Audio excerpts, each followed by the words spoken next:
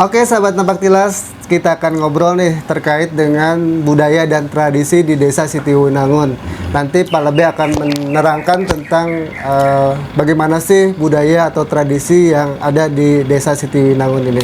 Pak Lebe, boleh diceritakan ke teman-teman sahabat Napak Tilas nih terkait dengan tradisi yang ada di Desa Sitiwinangun itu ada apa aja, Pak Lebe?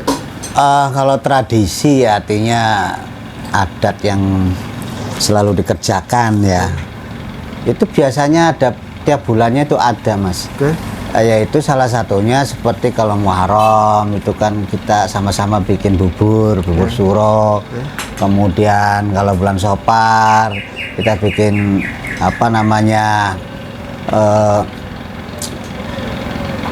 apem gitu. Kemudian Maulidnya nasi kuning. Kalau bulan Lebaran ya ketupat, itu kan semuanya ada tradisi di setiap bulannya itu. Kemudian juga untuk umumnya adalah tipar makam, di mana tipar makam ini adalah kayak semacam sedekah bumi.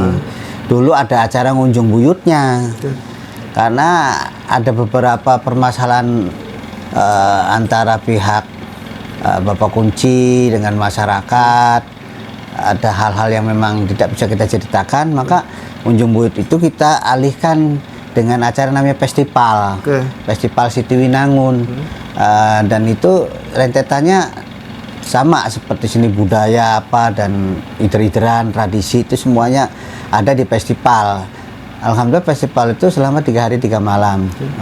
Seni budaya kita tampilkan semua kekuatan seniman yang ada di Sitiwinangun dan anak putuwe yang ana ning Jaba Kak pada TKKB dan semuanya bersatu kita mementaskan budaya dan seni.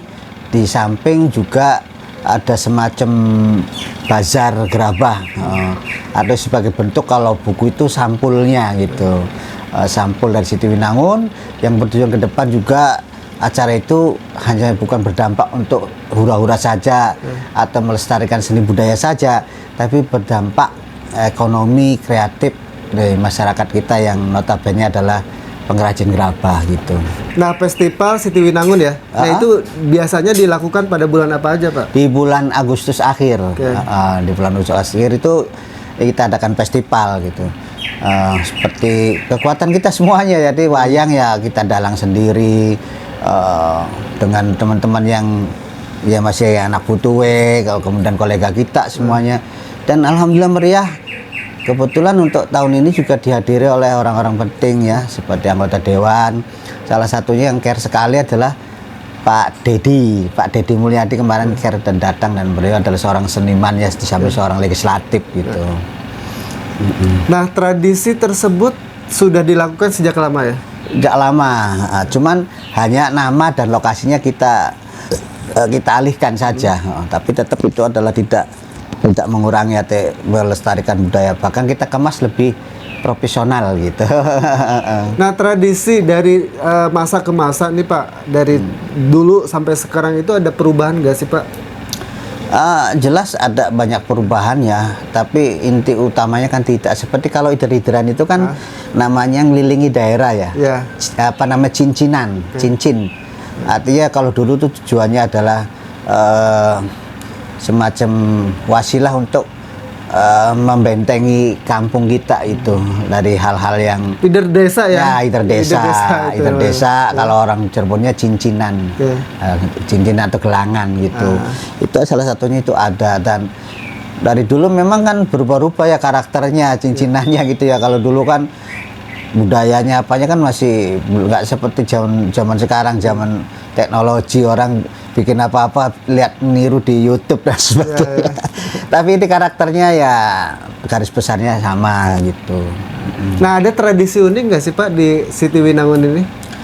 Tradisi unik itu salah satunya adalah setiap seorang pemula yang ingin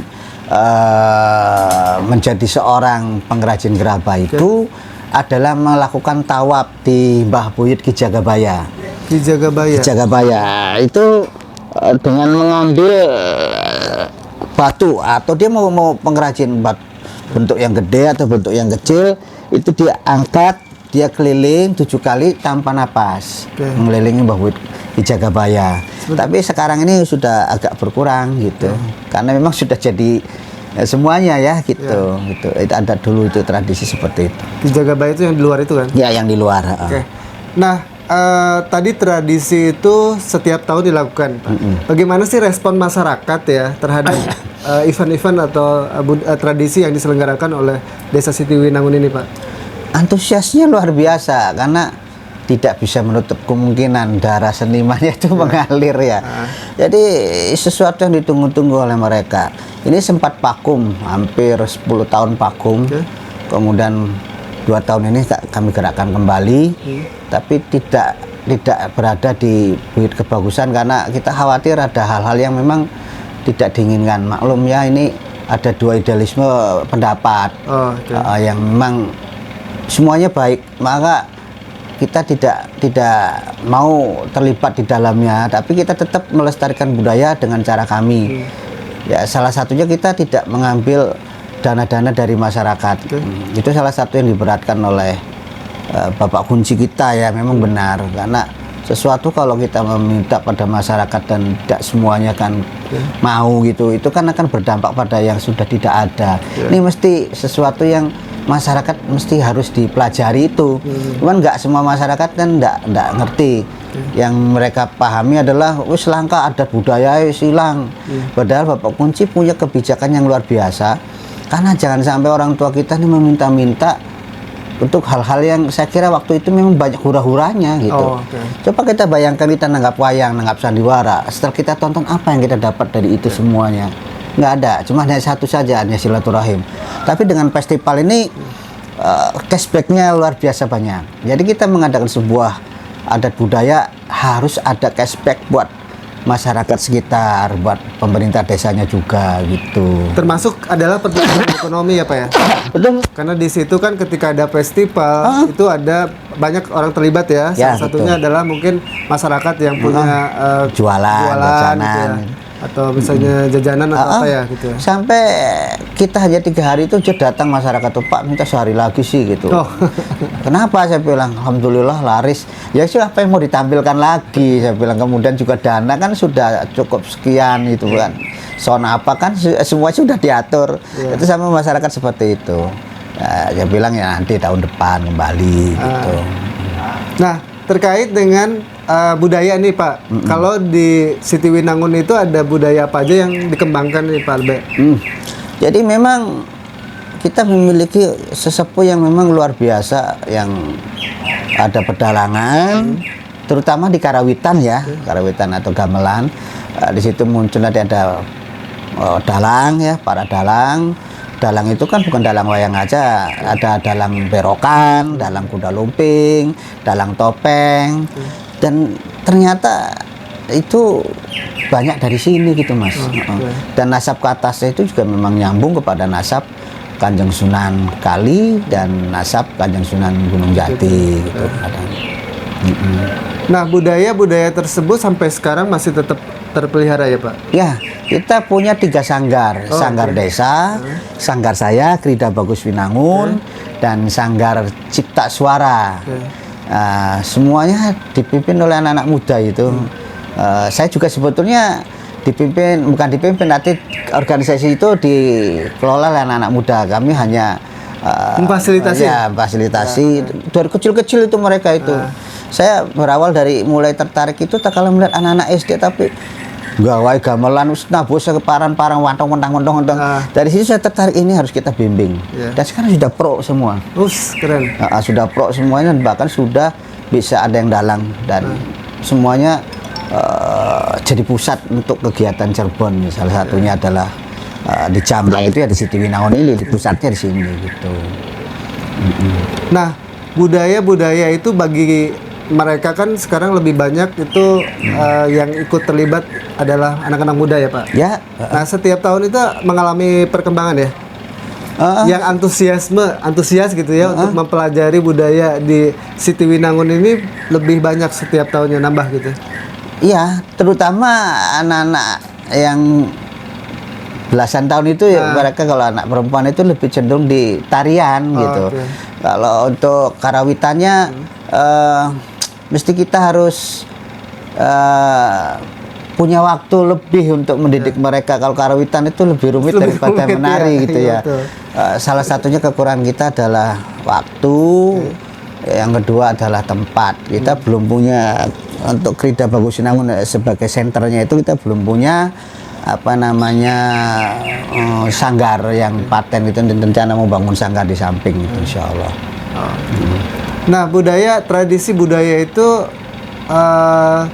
kedepannya akan seperti apa sih Pak yang akan dikembangkan oleh pihak desa sendiri?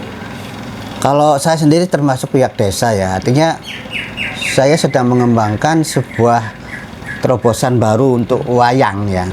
Saya tidak menutup wayang satu saja atau wayang kulit atau wayang golek. Dua-duanya saya ambil, tapi bukan berarti tamak, kami tidak. Tapi akan kami kemas dalam bentuk kolaborasi antara seni tradisional dan modern. Dengan harapan kita bisa menggandeng milenial gitu. Maka wayang kami namanya wayang syiar. Kalau goleknya kita tetap pakeman pakainya wayang cepak atau wayang khas Cirebon atau wayang babat. Kalau kulitnya ya seperti biasa wayang kulit Cirebon gitu. Tapi intinya daripada wayang itu yang kami kembangkan itu adalah syiar-syiar agamanya itu sendiri. Kalau wayang-wayang golek itu kalau dulu itu lebih banyak di kelenak-keleniknya atau kemistisannya. Ya, kalau saya kembangkan saat ini adalah lebih titik beratkan kepada dakwah-dakwah beliau, karena beliau adalah seorang dai, seorang wali ya, mesti harus titik beratkan pada syiarnya itu namanya. Nah, teman-teman, nanti terkait dengan wayang syiar kita ada episode selanjutnya ya, teman-teman. Oke, Pak Lebe, terakhir nih, pesan buat generasi muda atau generasi ya, kan harapan kita kan generasi muda akan lebih berkembang ya terkait dengan budaya dan tradisi. Boleh disampaikan ke teman-teman sahabat Tembak Tilas, Pak Lebe, terutama generasi muda nih, bagaimana sih menyikapi budaya leluhur kita ini? Baik, Pak Tilas, yang pertama saya ucapkan banyak terima kasih. Mesti harus banyak orang-orang yang care seperti itu. Saya juga punya grup namanya Fokdarit yang sama-sama care karuhun sesepuh kita semuanya. Adanya beliau, adanya kita, karena adanya beliau itu yang pertama. Yang kedua, di era yang globalisasi ini, era yang semuanya informasi dapat diraih dengan cepat. Kalau kita tidak berpegang atau melestarikan budaya-budaya dulu, maka anak-anak kita akan gampang tergeser. Karakternya pun akan gampang berubah. Dan itu kita bisa rasakan sekarang saat ini. Dulu kalau orang bertemu dengan orang tua ada angga-unggu, sekarang sudah jauh. Maka adat budaya itu harus kita rawat karena itu sumber daripada akhlak dan perilaku lokal sebagai karakter dan identitas kita di setiap daerah itu. Maka mesti harus dijaga dengan baik. Oke, itu aja ya teman-teman apa yang tadi disampaikan oleh Pak Lebe. Semoga bisa memberikan informasi terkait dengan sejarah maupun Oke teman-teman, tadi apa yang disampaikan oleh Pak Lebes semoga bisa memberikan informasi ya mengenai tradisi dan budaya di Desa Sitiwinangun, Kecamatan Jamblang, Kabupaten Cirebon.